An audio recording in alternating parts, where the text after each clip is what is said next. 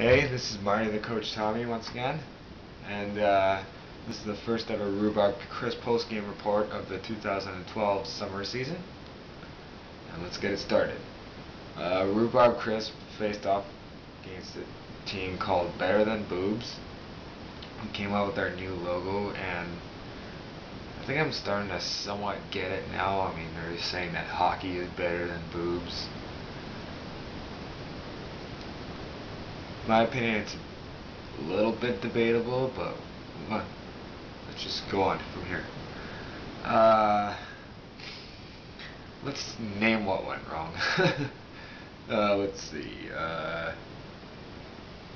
Yeah, okay. It didn't really help that none of our guys from the Fishermen were there, but you know they had their own important things to do, so we can't necessarily put the blame on those guys.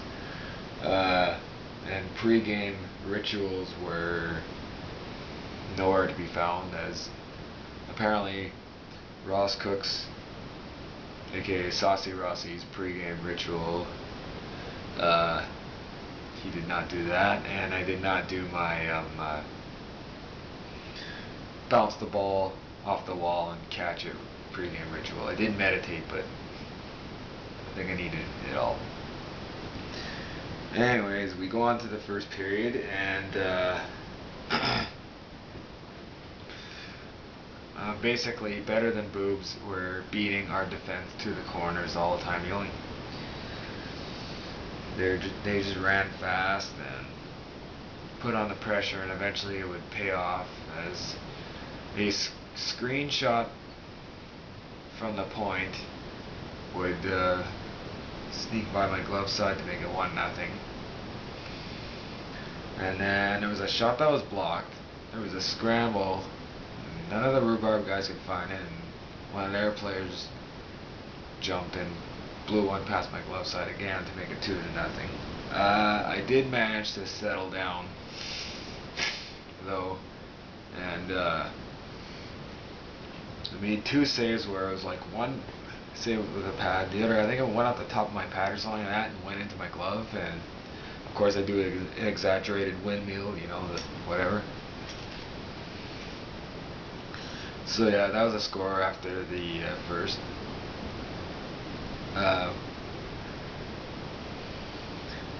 In the second, it was more Better Than Boobs, as whenever Rhubarb had let's just keep going. It was more Better Than Boobs, as I can't remember if I made a save or was it the first shot that went wide, but anyways, I tried to dive back in my net as Camille Notch would fire a shot from a bad angle, but had the open net, which I had to quickly dive. I got a piece of it, but he managed to sneak it in to make it 3-0. And then TJ Bergen would then take a penalty.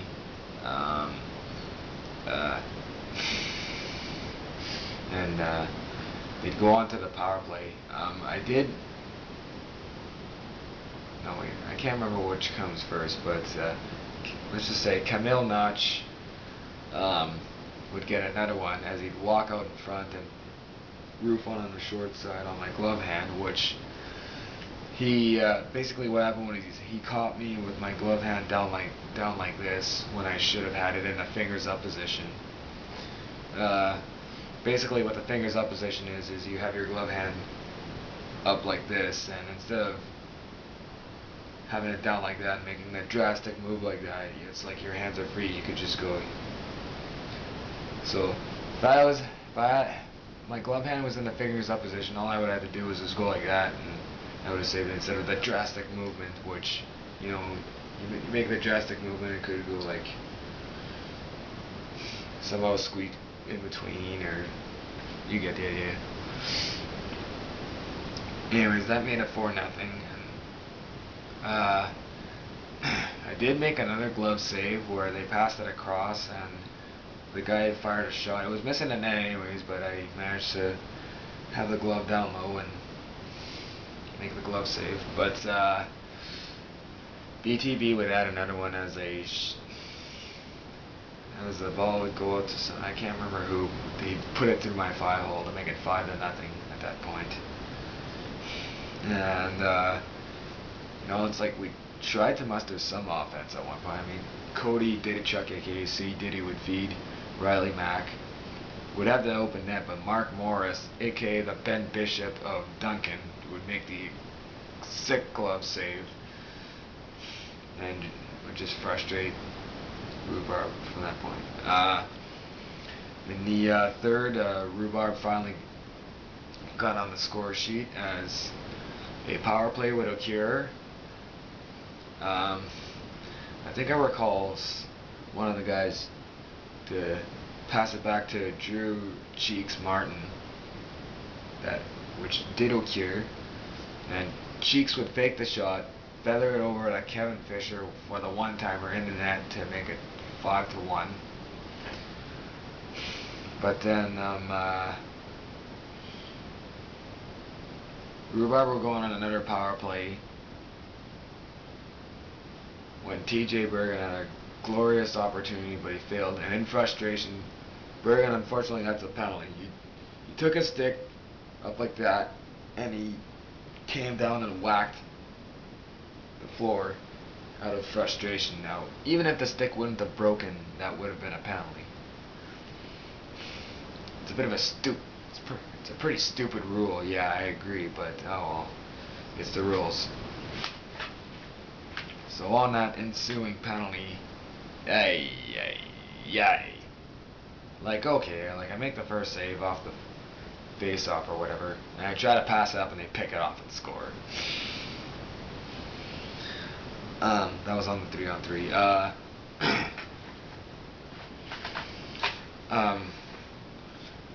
Fisher would net another one though, as him and Riley Mack, they had a few chances they had a few shots, tried to score, and then finally Fisher would bury it to make it 6-2. But then BTB would score on a buzzer beater. It was basically a pass across for the guy with the one-timer, and he shot it in buzzer beater to make it 7-2.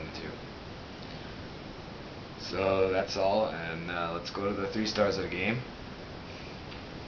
The third star, I'm going to give it to Drew Cheeks Martin. He was solid defensively, had the assist, and just played a good game. Second star, I'm going to give it to Riley Mack.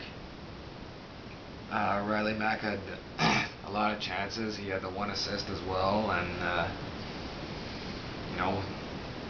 he was buzzing. And the first star goes to Kevin Fisher. He had the 2 goals. Yeah. So the next game is tomorrow at 11:30 against Furhey or something like that. I have no clue who these guys are, but the Selkirk Fishermen are going to be available for that game, so that's good news. Basically, last night was not a good night for anybody from Selkirk. I mean, Rhubarb lost, the Fishermen lost, and the Steelers lost. But hopefully the Fish will win tonight, and Rhubarb wins tomorrow, and whenever the Steelers play, hopefully they win tomorrow, or hopefully they win their next game. Alright, so yeah, that's all from me, and this video has been brought to you by RhubarbCrispHockey.com.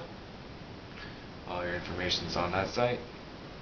The Goalies Crease. Log on to goaliescrease.ca to see what it's all about. And support your Selkirk teams, the Fishermen, as they try to rebound against Norway House, and the Steelers as they try to rebound against the Portage Terriers. Alright, so let's rebound tomorrow, and the best crisp is Rhubarb.